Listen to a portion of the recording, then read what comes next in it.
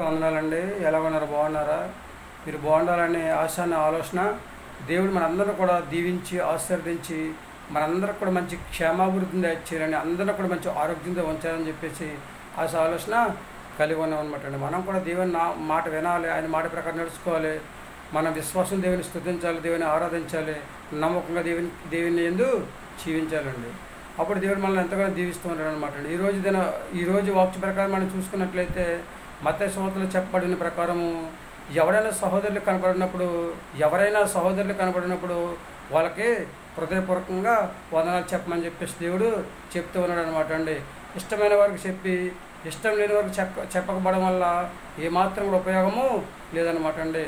మన హృదయంలో అసూయ కానీ, పాక్ కానీ, కక్షలు కానీ, ద్వేషం కానీ ఏమి పెట్టుకోకుండా చక్కగా హృదయశుద్ధి చేసుకుని ప్రతి ఒక్కరు కూడా మనం వందనాలు చెప్పగలిగితే కనుక ఇప్పుడు మనం చూసి అందరూ నేర్చుకుంటారనమాట అండి. అప్పుడే దేవుడు నామము గణపరచబడుతుంది, మహిమ పరచబడుతుంది అనమాట అండి.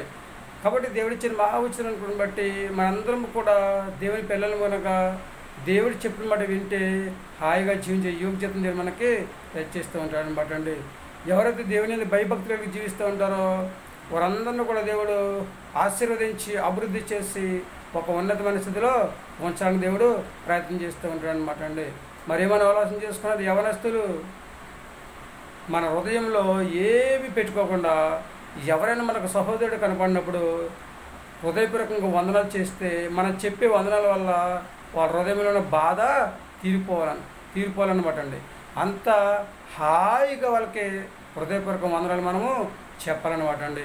అలా ఎవరైతే చెప్పగలుగుతూ ఉంటారో వాళ్ళందరినీ కూడా దేవుడు చక్కగా ఆశీర్వాదకరంగా వాళ్ళ జీవితాన్ని ఉంచుతారనమాట అండి.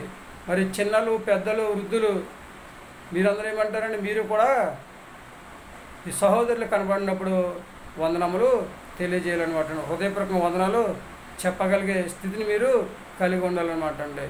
మరి ఏమంటారండి? 100% దేవుడి మాట వింటానండి, ఆయన మాట ప్రకారం నడుస్తానండి, ఆయన వాక్యాన్ని విని ఆయన వాక్య ప్రకారం నడిచి దేవుడు ఆయన ప్రేమ అందరికీ పంచాడు కాబట్టి మేము కూడా మా ప్రేమను అందరికీ పంచి అందరితో మంచిగా ఉంటామండి, సమాధానంగా ఉంటామండి, నెమ్మదిగా ఉంటామండి, చక్కగా అందరితో కూడా ఐకమత్యంగా ఉండి ప్రతి ఒక్కరు కూడా వందనాలు చెప్పి భూమి మీద మంచి ఆరోగ్యం కలిగి ఉండి ఆయన రాజ్య వారసుగా జీవించే యోగ్యతను సంపాదించుకొని హాయిగా జీవించే యోగ్యతను మేము కలిగి ఉంటామని ఎవరైతే అంటూ ఉంటారో వాళ్ళ తలలో ఉంచండి. చిన్న ప్రార్థన చేద్దాం. మహాపరిశుద్ధుని పరలోకపు తండ్రి, నీ ఘనమైన పదం లెక్కలని స్తుతిస్తోంది ప్రభా. సర్వశక్తి గల నీకు అసాధ్యమైనది ఎదులే తండ్రిస్తుంది ప్రభా. అని పిల్లలందరూ తండ్రి ప్రభా మంచి ప్రేమ కలిగి, మంచి సమర్పణ జీవితం కలిగి తండ్రిస్తుండ్రో, మంచి విశ్వాసం కలిగి, ఓర్పు కలిగి, పట్టుదల కలిగి ప్రార్థన చేసుకుని తండ్రిస్తుండ్రో. ఎవరైనా తండ్రిస్తుండ్రో సహోదరుడు ఎదుటిపడినప్పుడు చక్కగా వందనాలు చేయగలిగే సహాయం దయచేయని ప్రార్థిస్తున్నాం ప్రభా. వందనాలు చెప్పగలిగే సహాయం దయచేయని ప్రార్థిస్తున్నాం ప్రభా. నీకు వందనాలు తండ్రిస్తుండ్రో. దేవా, నీ మాట వింటే మాకెన్నో మేలులు, ఆశీర్వాదాలు, దీవెనలు తండ్రి నీ కృపను మాకు దయచేసి భూమి మీద హాయిగా జీవించే యోగ్యతను దయచేస్తూ ఉండే ప్రభా. నీకు వందనాలు. మరొకసారి బిడ్డలందరూ తండ్రి హృదయపూర్వకంగా ప్రార్థన చేసుకుని, విశ్వాసంతో ప్రార్థన చేసుకుని తండ్రి నీ అందు నమ్మకం కలిగి జీవించి చక్కగా తండ్రిస్తుంది బాబా. ఎదుటివారికి వందనాలు చెప్పి యోగ్యత ప్రతి ఒక్కరికి దయచేయమని, ప్రతి ఒక్కరికి మంచి ఆరోగ్యం దయచేయమని, వ్యాపారం చేస్తున్న వారిని, ఉద్యోగాలు చేస్తున్న వారిని, వివాహం కోసం ఎదురు చూస్తున్న వారిని తండ్రి, చేతువృత్తులు చేసుకుంటున్న వారిని, బాలింతరాలని, గర్భిణీలను దండిస్తుంది బాబా.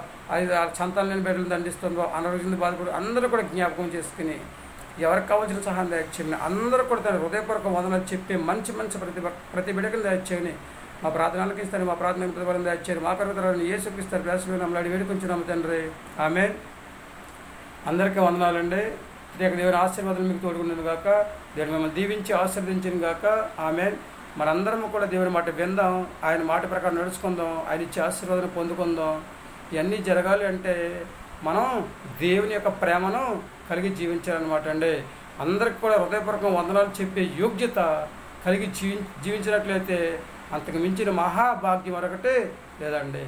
మరేమంటారో మీ ఆలోచన మీదే అండి.